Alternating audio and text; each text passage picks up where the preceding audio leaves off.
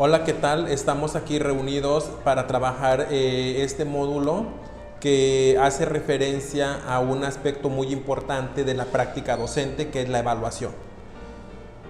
¿Qué tal? Pues mi nombre es el maestro Edgar Cabrera Álvarez y en esta ocasión pues vamos a trabajar parte de lo que es la didáctica para la educación media superior, y el tema que vamos a abordar es la evaluación, concepto y tipología, que es un tema pues que por sus características vamos a abordar todos los que seamos personas o estudiantes relacionadas con la educación y con la pedagogía.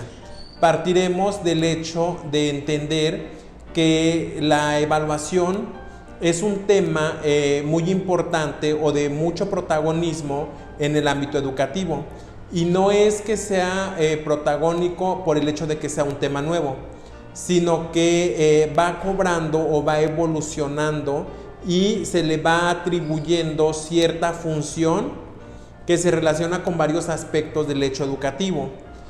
Tal vez no sea una necesidad el hecho de que abordemos la cuestión de la evaluación como un fenómeno que se relacione directamente con la mejora del aprendizaje, sino que también va a estar enfocado a la mejora de la práctica docente, al logro de una calidad educativa, al hecho de que podamos nosotros aprovechar de manera objetiva los recursos, el tiempo y todas aquellas variables que ya les he venido mencionando, que Zavala selecciona y utiliza para analizar lo que es la práctica docente. Entonces, la evaluación no siempre va a estar enfocada a descubrir o a saber cómo es el desempeño o cómo es el aprendizaje del estudiante, sino que también nosotros podemos evaluar, por ejemplo, un programa educativo, podemos evaluar cómo es la organización de una escuela, podemos evaluar el desempeño de un maestro,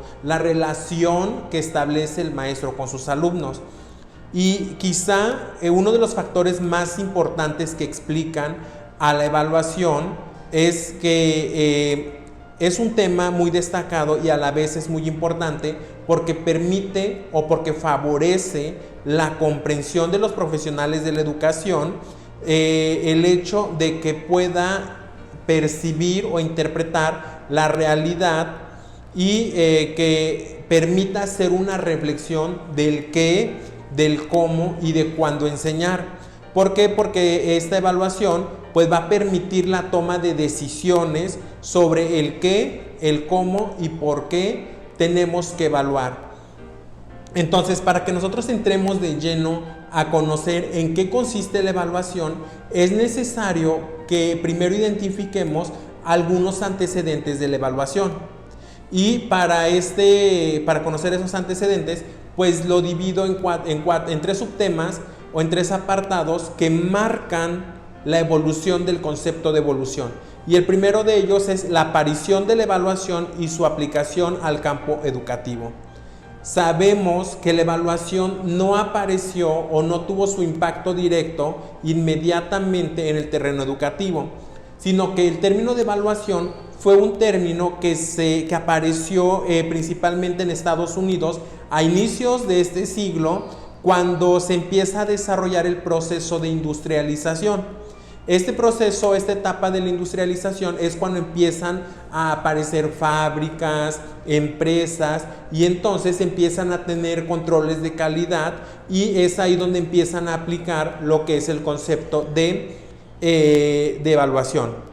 Las escuelas en aquel tiempo, como utilizaron este concepto de evaluación y lo llevaron al terreno educativo, las escuelas eran concebidas como fábricas y los estudiantes como la materia prima. Los conceptos educativos de conocimientos, de valores y de relaciones sociales se reducían a los términos de neutralidad, técnica y a un razonamiento estricto de medios y fines. Entonces, tuvo que haber una adaptación de la evaluación que se empezó a utilizar primero en las fábricas, en las empresas, al terreno educativo. y justo con esta adaptación empiezan a aparecer algunos conceptos o algunos términos como es la tecnología de la educación, el diseño curricular, los objetivos de aprendizaje y la evaluación educativa. En un principio no centrábamos la evaluación como que en la mejora del aprendizaje, sino que se centraba específicamente en ver cómo eran las relaciones jerárquicas y cómo eran los productos que se obtenían en la escuela considerada una empresa. O sea que no nos centrábamos en los procesos, sino en el producto. A esto Henry Fayol en 1916 estableció que los principios básicos de toda actuación en el ámbito administrativo eran de planificar, realizar y evaluar. Si nosotros tenemos alguna noción de lo que son las fases del trabajo docente, pues entonces primero planificamos, aplicamos y evaluamos. Y estos procesos se empatan con lo que Henry Fayol en 1916 estableció como los principios básicos del ámbito administrativo. También aparecen en colación a esta parte de lo que era la evaluación, aparecen los primeros test psicológicos, que eran test o instrumentos que utilizaban principalmente los psicólogos para medir las características o la inteligencia de los alumnos.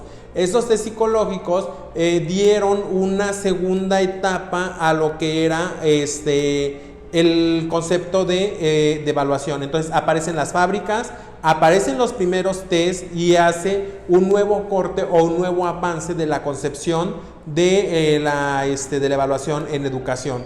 También tenemos que la aplicación de corte empresarial en el entorno educativo hacía o hizo que apareciera lo que ahora sí se conoce como evaluación educativa. Una vez que hemos analizado cómo es que aparece el concepto de evaluación, pues vamos a ver cómo es que fue haciéndose una evolución conceptual de este concepto. Al respecto, Ralph Tyler en 1950 estableció las bases de un modelo evaluador. Empezamos a hablar ya de un modelo de evaluación, el cual estaba basado o se enfocaba principalmente en objetivos externos propuestos en el programa, es decir, que no establecíamos un propósito interno o que tuviera una relación directa con las características del grupo, sino que evaluaban en base a objetivos ya establecidos, pero que eran de carácter externo. Según este autor, la evaluación consistía específicamente en constatar la coincidencia o no de los resultados obtenidos al final de un programa educativo con los objetivos o rendimiento que se pretendía lograr inicialmente.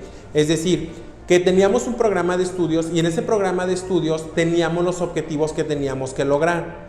No nos interesaba cómo aprendía el alumno, no nos interesaba que podíamos retroalimentar o mejorar ese proceso y solamente nos enfocábamos en comprobar que el alumno presentara o no esos objetivos.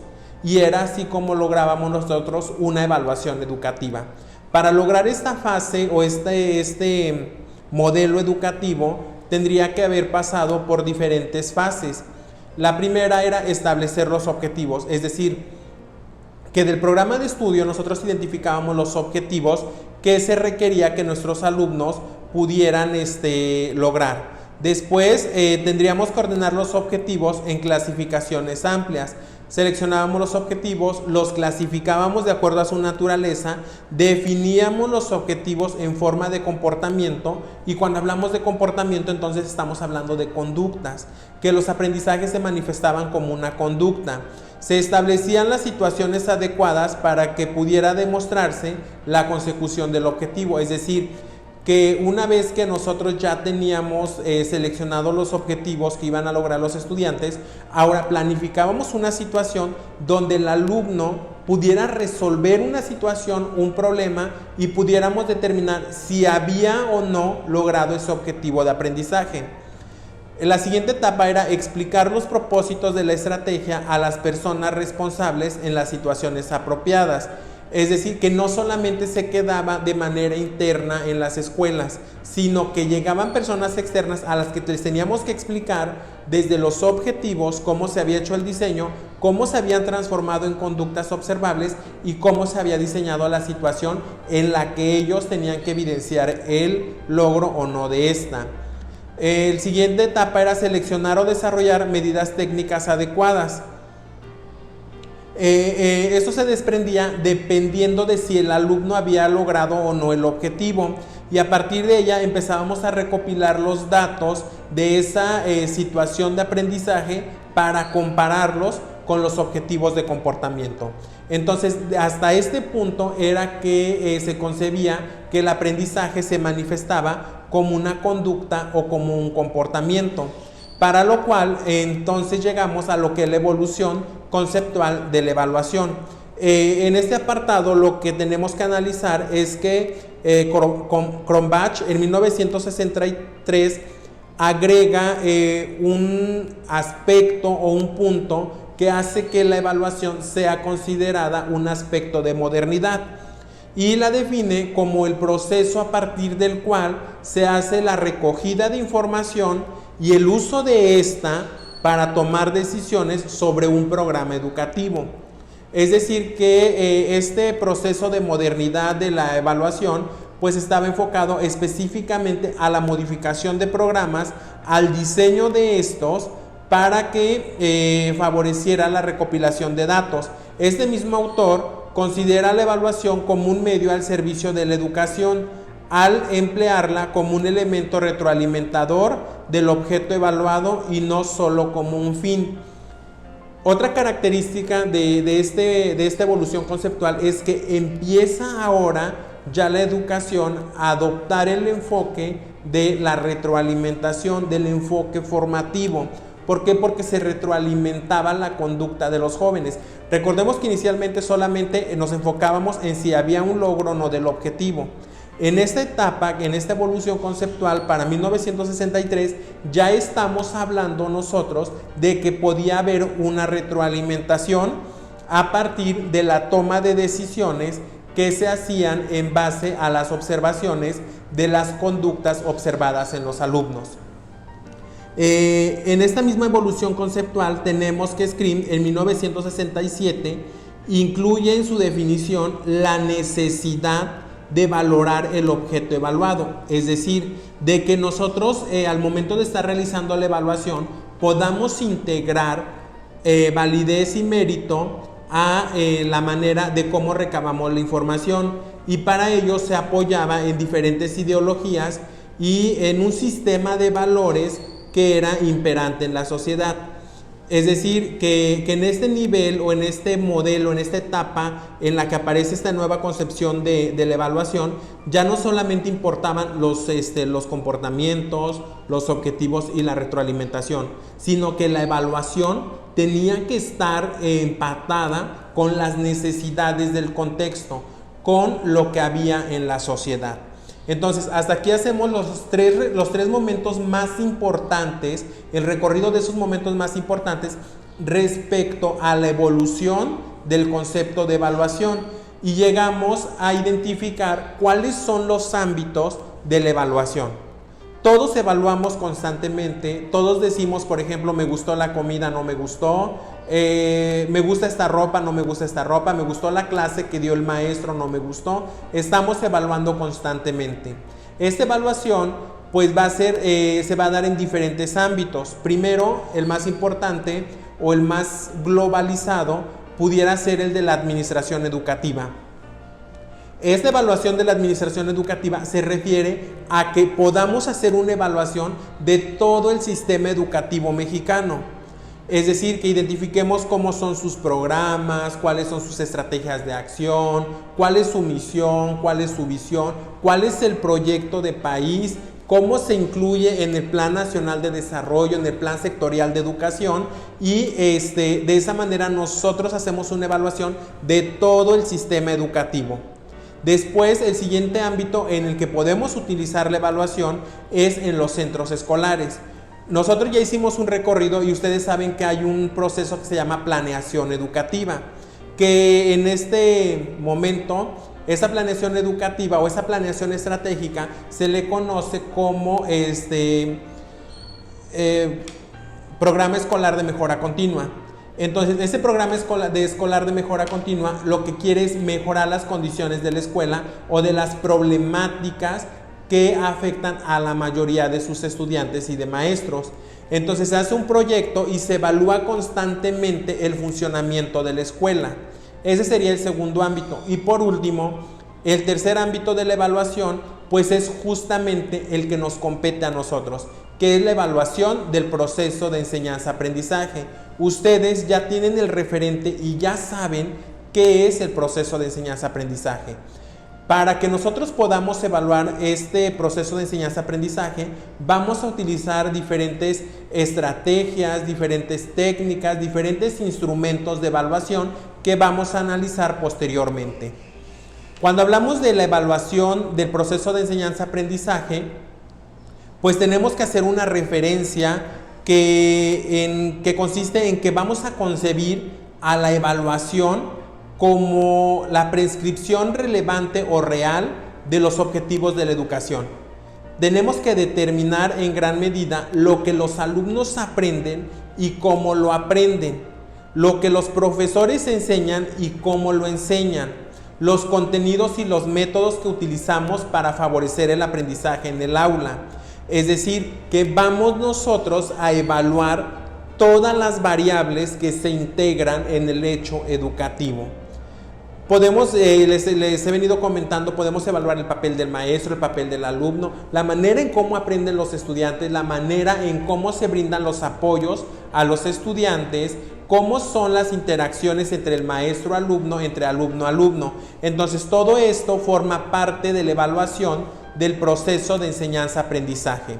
Y concretamos esta evaluación en algunos conceptos o definiciones, las cuales las voy a enunciar tal cual la mencionan algunos autores que a mi criterio cumplen con los requisitos para la cuestión de este campo de estudio. Y el primero de ellos nos dice que la evaluación es concebida como una actividad inherente a toda actividad humana, intencional, por lo que debe de ser sistemática, debe de ser ordenada, debe de ser organizada y que va a tener un objetivo fijo sobre a dónde quiere llegar o lo que quiere evaluar. Esto lo señala Popan en 1920. En 1990, en ese mismo año, en 1990, retomo una cita de lo que es la evaluación del de la orden, el cual establece que la evaluación es un proceso que busca información para la valoración y la toma de decisiones inmediatas. Se trata de un fenómeno particular y no pretende generalizar a otras situaciones. Es decir, que este proceso de evaluación es particular.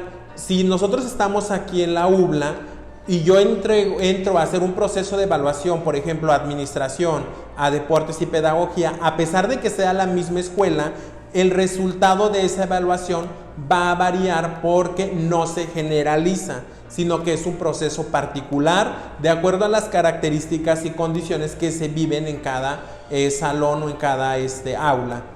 Tenemos también que la Secretaría de Educación Pública en el año 2011, en lo que son los planes y programas de estudio, establece que la evaluación es un proceso integral y sistemático, a través del cual se recopila información de manera metódica y rigurosa para conocer, analizar y juzgar el valor de un objeto educativo determinado. Llámese aprendizaje de los alumnos, desempeño del docente, etc. También la misma Secretaría de Educación Pública en este año establece que la evaluación es un proceso que permite obtener evidencias, elaborar juicios y brindar retroalimentación sobre los logros de los aprendizajes de los alumnos a lo largo de su formación. Por tanto, es parte constitutiva de la enseñanza y del aprendizaje. Ojo, Esto es un concepto que manejo del año 2011 y justamente este concepto lo retomo de los principios pedagógicos que estuvieron vigentes en esa reforma educativa. Sin embargo, para las cuestiones del estudio de esta unidad de aprendizaje, donde estamos retomando el programa de estudios Propuesta Curricular 2017 Aprendizajes Clave, también lo retoma como uno de los principios pedagógicos que vamos a utilizar nosotros para desarrollar el trabajo en el aula. De estos 5 conceptos que les acabo de mostrar, se desprenden lo que son las fases de la evaluación. ¿Cuáles van a ser las fases? Bueno, nos dice que la evaluación es un proceso sistemático. Entonces, como va a ser sistemático, va a llevar una secuencia, va a estar organizado. ¿Y qué voy a hacer primero? Primero voy a recopilar los datos de lo que yo quiero evaluar. Después voy a hacer un análisis de esos datos que recopilé. Voy a establecer una conclusión sobre esos datos.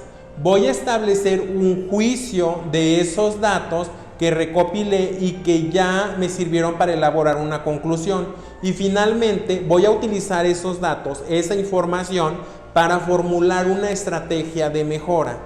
Entonces, cuando yo empiezo a recopilar los datos y diseño y aplico mi estrategia de mejora, estoy considerando las diferentes fases de la evaluación. La evaluación va a ser un proceso complejo y sobre todo complejo en el sentido de que muchas veces las personas que estamos inmersos en la evaluación nos dejamos influenciar tal vez por ideologías, por pensamientos, por sentimientos, y es ahí cuando la evaluación deja de ser objetiva. Entonces, la evaluación desde el enfoque formativo, es decir, desde el enfoque que va a formar, que va a propiciar la mejora del aprendizaje en los estudiantes, además de tener como objetivo, como propósito, contribuir a la mejora del aprendizaje, también va a ser un proceso que va a regular este proceso de aprendizaje. ¿Por qué? Porque cuando nosotros estamos observando, cuando nosotros estamos desarrollando el proceso de enseñanza-aprendizaje, es posible que identifiquemos a algunos alumnos que tienen dificultades o problemas. Entonces, el maestro implementa tipos de ayuda y retroalimenta ese proceso del estudiante para ayudarlo a mejorar su proceso de aprendizaje. Es decir, que hace adaptaciones o ajustes a sus estrategias pedagógicas para favorecer las necesidades educativas de los estudiantes. También desde este enfoque, que es el enfoque formativo de la evaluación, se favorece el seguimiento al desarrollo del aprendizaje de los alumnos como resultado de la experiencia de la enseñanza o la observación. Este proceso entonces va a constituir un proceso de continuo cambio, producto de las acciones de los alumnos y de las propuestas pedagógicas. Ojo en este punto, si realmente queremos tener una evaluación formativa, debe de existir forzosamente la retroalimentación para generar un cambio. Cuando ustedes me entregan alguna tarea, cuando ustedes me mandan un trabajo por Classroom, algún trabajo escrito, yo les pongo una nota. Pudiste haber puesto esta idea, tu respuesta es errónea por esto. Eso es la retroalimentación.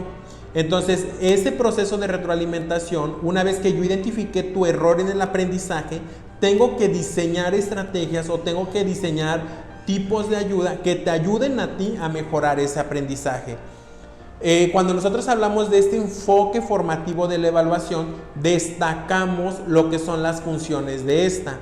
La primera es la función pedagógica y esa función pedagógica se relaciona con una función social. ¿En qué consiste la función pedagógica? La función pedagógica específicamente consiste en que el docente pueda identificar las necesidades educativas específicas de sus alumnos. Es decir, que una vez de que yo observé, que implementé algunos instrumentos, yo detecte cuáles son las necesidades de mis alumnos y que pueda trabajar con ellos mediante la implementación de otras estrategias o de ajustes a la metodología. Entonces, esa es la función pedagógica, cuando tú retroalimentas, cuando haces ajustes a tu trabajo, a tus estrategias, a tu metodología, para hacer que todos tus alumnos puedan acceder a los contenidos. De acuerdo con el modelo de la escuela nueva, la nueva escuela mexicana, nos dice que ningún alumno se debe de quedar atrás. Todos deben de alcanzar los aprendizajes esperados. Entonces, para que podamos lograr esta función pedagógica, el maestro debe de hacer forzosamente adecuaciones a su práctica docente para generar condiciones de aprendizaje. Después de que logró la función pedagógica, pasamos a lo que es la función social, la cual está relacionada con la creación de oportunidades para seguir aprendiendo y la comunicación de los resultados al final de un periodo de corte.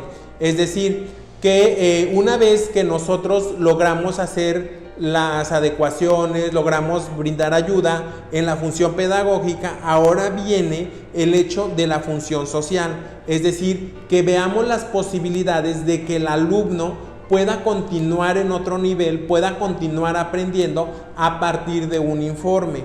Entonces, la función pedagógica se da a lo largo del ciclo escolar, por ejemplo, cuando estamos desarrollando la práctica docente. Y ya la función social es que nosotros podamos reconocer como institución, como maestros, si ese alumno puede acceder a otro nivel educativo, puede acceder por cuenta propia a otros contenidos de aprendizaje. Hasta aquí hemos analizado cuáles serían algunas características y cuál sería el concepto de la evaluación. Y ahora llegamos a una parte muy importante, que es la clasificación de la evaluación. Para esta clasificación, pues vamos a encontrar que la evaluación va a tener diferentes funciones, o se va a clasificar en diferentes criterios. El primero es por su funcionalidad. Por su funcionalidad, la evaluación puede ser sumativa o formativa. Por su normotipo puede ser nomotética o ideográfica, y dentro de la nomotética puede ser normativa o criterial. Por su temporalización, o es decir, por el tiempo en el que la vamos a utilizar, por el momento en que la vamos a utilizar, puede ser inicial o diagnóstica, procesual o formativa, o final o sumativa. Y por los agentes, es decir, de quién la ejecuta, quién la lleva a cabo, puede ser una autoevaluación, coevaluación o heteroevaluación. Bien, ahora te voy a empezar a explicar de manera como que más puntual cada una de los tipos de evaluación que existe, y vamos a empezar por la primera clasificación. La clasificación de la evaluación según su funcionalidad. Esta clasificación tiene dos variantes, que es la evaluación sumativa y la evaluación formativa. La evaluación sumativa va a ser aquel proceso aquel proceso que va a ser apropiado para la valoración de productos o procesos finales que se consideran como ya terminados, como acabados, como realizaciones o consecuciones concretas y valorables. Cuando estamos utilizando esta evaluación sumativa, vemos, por ejemplo, si el resultado fue positivo o fue negativo, y se evalúa al final del proceso y favorece la mejora no favorece la mejora del aprendizaje a corto plazo. Un ejemplo de esta evaluación sumativa podría ser cuando le pedimos a un alumno que haga un trabajo y no nos importa cómo lo realizó, no nos importa qué dificultades tuvo, solamente nos importa que entregue el producto, y es todo lo que nos importa, que ya esté terminado. Por ejemplo, ustedes que van a estar próximos a hacer un proceso de titulación, no nos interesa cómo fue su proceso de formación en la universidad. Tú vas a defender y me vas a demostrar que tienes la capacidad en la defensa de la presentación de tu examen de titulación. Ese tipo de evaluación corresponde a la evaluación sumativa, a la que se hace al final de un proceso, de una actividad, y en la que se entrega un producto, en donde no nos interesa el proceso. En contraparte tenemos lo que es la evaluación formativa, que justamente es aquella que se utiliza para valorar los procesos que siguen los alumnos o que sigue una persona para generar un aprendizaje. Su función es mejorar o perfeccionar el proceso que se evalúa. Por ejemplo, a lo largo de la clase, a lo largo del bimestre, del cuatrimestre, del semestre, del año, nosotros vamos haciendo retroalimentaciones y esa retroalimentación se concibe como una evaluación formativa porque va a favorecer una acción reguladora entre el proceso de enseñanza y de aprendizaje y garantiza el uso correcto de los medios. Entonces, de manera muy concreta, la evaluación sumativa se encarga solamente de evaluar el producto acabado, el producto terminado, el logro de algo, mientras que la evaluación formativa consiste en que analicemos ese proceso que siguió la persona para concluir ese producto. El siguiente grupo de evaluación, que es de acuerdo a su normotipo, es una clasificación que no se utiliza de manera recurrente en el ámbito educativo, pero sin embargo lo debemos de conocer.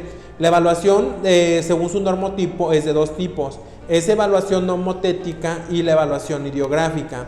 La evaluación nomotética, a su vez, va a ser de dos tipos, que es la evaluación normativa y la evaluación criterial.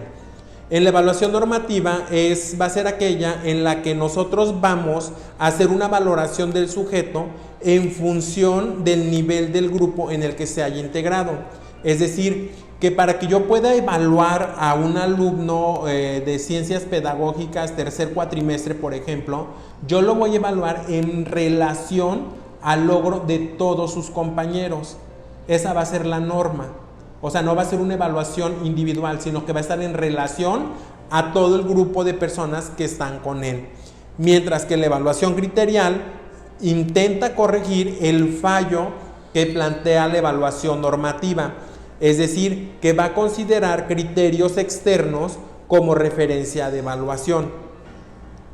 Ya no se va a enfocar solamente en el papel de comparar el nivel de aprendizaje del estudiante en relación a mis compañeros, sino que ahora voy a considerar otros criterios externos para poder emitir ese juicio de valor, mientras que la evaluación ideográfica se va a dar cuando exista un referente evaluador como las capacidades del alumno, y al mismo tiempo como las áreas del desarrollo en función de sus circunstancias particulares.